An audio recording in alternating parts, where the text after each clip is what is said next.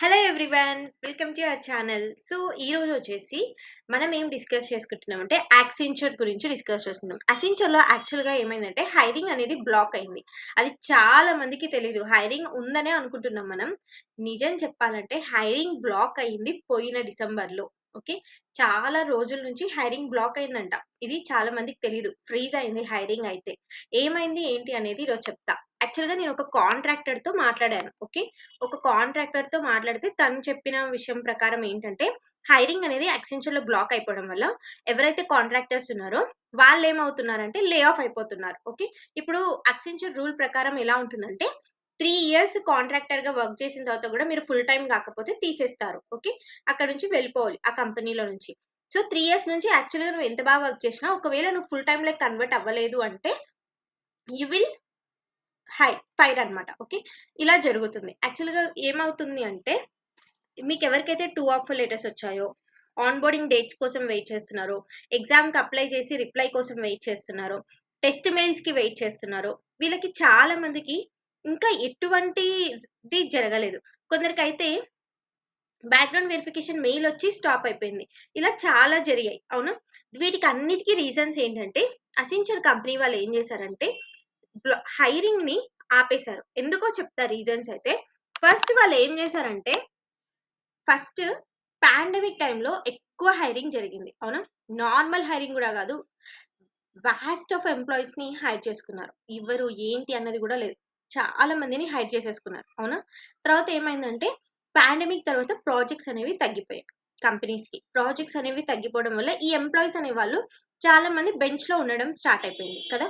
ఈ బెంచ్‌లో ఉన్న వాళ్ళకి ప్రాజెక్ట్స్ లేక చాలా మందిని లే ఆఫ్ చేసేసారు. Maybe because of their performance issue and any other reason. Okay, ఇంకా మూన్ లైట్ అనేది ఒకటొచ్చింది. దాని నుంచి కొందరిని లే ఆఫ్ చేసేసారు. ఆ తర్వాత ఏమైంది యాక్సెంచర్‌లో, యాక్సెంచర్ అనే కాదు వేరే కంపెనీస్ కూడా ఏ కంపెనీ అయినా సరే ఇదే ప్రాసెస్‌ని కంటిన్యూ చేసాయి.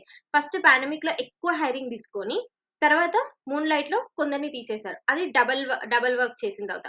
తర్వాత ఏమైంది లే ఆఫ్ అనే ఒక వర్డ్ వచ్చి చాలా మంది బెంచ్‌లో ఉన్న వాళ్ళని లే ఆఫ్ చేశారు. ఇలా మనకి జరిగింది నిజానికైతే. అవునా? సేమ్ ఇప్పుడు మీకెవరికైతే 2 ఆఫర్ లెటర్స్ వచ్చాయో మీరు ఇంకా చాలా వెయిట్ చేయాల్సిందొస్తుంది. ఎందుకంటే ఇప్పట్లో హైరింగ్ అనేది లేదు. నాకు నిన్ననే తెలిసింది అసలు. హైరింగ్ అనేది బ్లాక్ అయింది. ఫ్రీజ్ అయిపోయింది. మనకు కనిపిస్తున్నాయి కెరీర్ సెక్షన్‌లో. బట్ వీళ్ళైతే ఇంకా హైరింగ్ చేసుకోవడం స్టార్ట్ చేయలేదు అనేసి.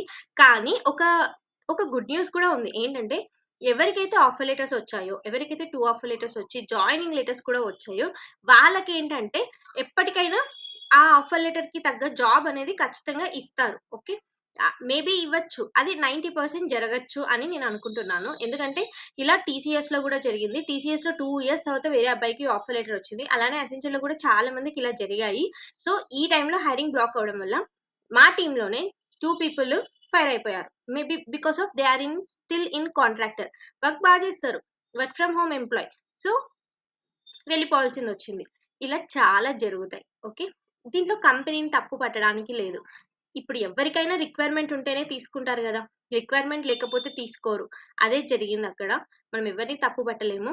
ఇది యాక్చువల్‌గా జరిగింది. ఎవరైతే ఇంకా అసెంచర్ కంపెనీ నుంచి ఆఫర్ లెటర్స్ కోసం వెయిట్ చేస్తూ, టెస్ట్ మెయిల్స్ కోసం వెయిట్ చేస్తున్నారో, ఇంకా జాయినింగ్స్ కోసం వెయిట్ చేస్తున్నారో, కీప్ ఇట్ అసైడ్.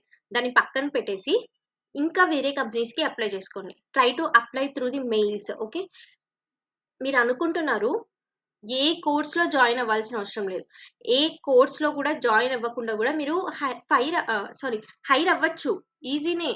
కొంచెం కష్టపడాలి. ఈ ఈ రేస్‌లో వర్క్ అవ్వాలి, జాబ్ తెచ్చుకోవాలి అంటే కొన్ని స్ట్రాటజీస్, కొన్ని థింగ్స్ ఉంటాయి.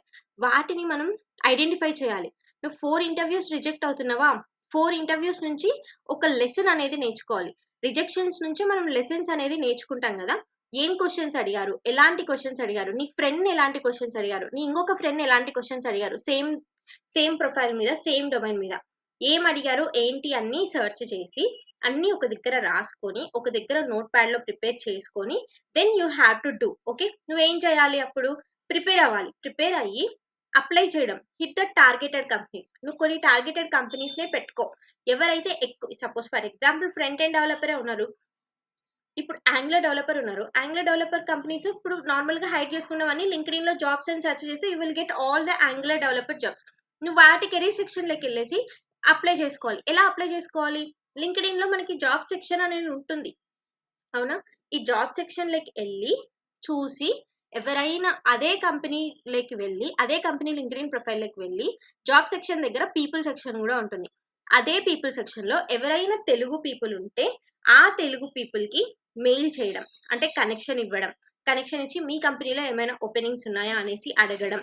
ఇలా చేయడం వల్ల ఏమవుతుంది అంటే, you will get an offer letter. Okay. You will get an interview chance. You will get an referral. ఇలా జరుగుతుంది. ఇలా ట్రై చేయకుండా కెరీర్ సెక్షన్స్ మీద రిలే అస్సలవ్వద్దు. మీరింకా చూసుకోండి చాలా కంపెనీస్, చాలా కమ్యూనిటీ వాళ్ళు జాబ్ పోర్టల్స్ వాళ్ళు ఏం జేస్తున్నారు, అసెన్షన్ నుంచి అండ్ క్యాప్‌జెమినీ నుంచి ఇలాంటి వాటిల నుంచి గూడా హైరింగ్స్ అనేది పోస్ట్ చేస్తున్నారు. ఎందుకు? ఆ కెరీర్ సెక్షన్స్‌లో ఇంకా ఉంది కాబట్టి. కానీ ఏమైందిక్కడ? కంపెనీస్ హైరింగ్ అనేది ఫ్రీజ్ చేశాయి. ఇదెవరైనా మనకు చెప్తున్నారా బయట కమ్యూనిటీ ఇట్లా కమ్యూనిటీ పీపుల్ ఇలా చెప్తున్నారా? జాబ్స్ ఎవరైతే పోస్ట్ చేస్తున్నారో వాళ్ళు? లేదు. అవి గూడా పోస్ట్ చేస్తున్నారు. మనమేం జేస్తున్నాం పిచ్చోల్లాగా అప్లై జేసుకుంటున్నాం. అవునా? ఏం జేస్తున్నాం? జాబ్ పడింది అప్లై చేస్తున్నాం. జాబ్ పడింది అప్లై చేస్తున్నాం. మినిమమ్ థింగ్స్ ఏంటి? ఈ జాబ్‌ని ఎన్ని రోజుల నుంచుంది? ఏంటి? ఎందుకు ఇంకా క్లోజ్ అవ్వలేదు అనేది గూడా మనం చూడం. జస్ట్ అప్లై చేయడమే. హిట్ కొట్టడం, అప్లై చేయడం. హిట్ కొట్టడం, అప్లై చేయడం. అంతేనా? అలా చేస్తే ఎప్పటికి మనం సక్సెస్ అవ్వలేము. అలా కాదు ఎప్పుడు మనం చేయాల్సింది. నువ్వు ఒక టార్గెటెడ్ కంపెనీస్‌ని పెట్టుకోవాలి. వన్ సైడ్ అప్లై చేస్తూనే, వన్ సైడ్ కొన్ని టార్గెటెడ్ కంపెనీస్ నీ డొమైన్ మీద ఎక్కువ ఏ కంపెనీస్ అయితే హైర్ చేసుకుంటాయో, ఆ కంపెనీస్‌ని టార్గెటెడ్‌గా పెట్టుకొని you need to start the searching. Okay. You need to start the searching. Search చేసి నీ ప్రాజెక్ట్స్ నేను చేసిన చెత్త పని మీరు అస్సలు చేయకండి. ఏ ఇన్‌స్టిట్యూట్‌లో జాయిన్ అవ్వాల్సిన అవసరం లేదు. రియల్లీ వాళ్ళు కూడా మనకి ఏం చెప్పరు. మనం మన సొంతంగానే తెచ్చుకోవాలి. ఐ రియలైజ్డ్ కొంచెం డబ్బులు పోగొట్టుకున్నాకనే నేను రియలైజ్ అయ్యా. మీరు గూడా అంతే. ఏ ఇన్‌స్టిట్యూట్స్ మనకు హెల్ప్ జేయవు నిజం జెప్పాలంటే. మనకి మనమే తెచ్చుకోవాలి. మనకు మనమే హైర్ అవ్వాలి. ఓకే. మనకి మనమే స్ట్రగుల్ అవ్వాలి. అప్పుడే నీకు యూనివర్స్ గూడా ఒప్పుకుంటుంది. ఓకే. నీకు జాబ్ కావాలి అనేసి. ఓకే. ఇలా ట్రై చేయండి. డెఫినెట్‌గా తెచ్చుకుంటారు. మీకు ఇంకా ఇలాంటి వీడియో కావాలి అనుకుంటే ఎలా తెచ్చుకోవాలి ఏంటి అని డెఫినెట్‌లీ నేను ఒక వీడియో అయితే చేస్తాను. ఓకే. నెక్స్ట్ వీడియో చేయడానికి ట్రై చేస్తాను. కాకపోతే ఏంటంటే ఈ ఛానెల్ వచ్చేసి వ్లాగ్స్ ఛానెల్. ఓకే. నా పర్సనల్ ఛానెల్. ఓకే. నేను నా ఇంటెన్షన్‌తో పెట్టుకున్నా. మన ఛానెల్ ఇంకొకటుంది tech snap not a tech snap. It's a tech stories of Akhila. నేను రీసెంట్‌గానే మన ఛానెల్ నేమ్ అయితే చేంజ్ చేశాను. మీరు టెక్ స్టోరీస్ ఆఫ్ అఖిల అని సెర్చ్ చేసినా గూడా మన ఛానెల్ నేమ్ అయితే వస్తది. అక్కడ మీరు ఏ వీడియో చేసుకున్నా గూడా మీకు యూజ్ అయ్యేదే ఉంటది. ఫ్రమ్ ఏటీఎస్ రెజ్యూమే, నౌకరీలో ఎలా అప్లై చేయాలి, అండ్ లింక్డ్ఇన్‌లో ఎలా అప్లై చేసుకోవాలి, స్టార్టప్ కంపెనీస్‌కి ఎలా అప్లై చేయాలి, ప్రతి ఒక్క వీడియో నేనైతే క్రియేట్ చేసి పెట్టాను. If anyone want to do, please go through it. Okay. That's all about the video and please subscribe to our channel. Thank you.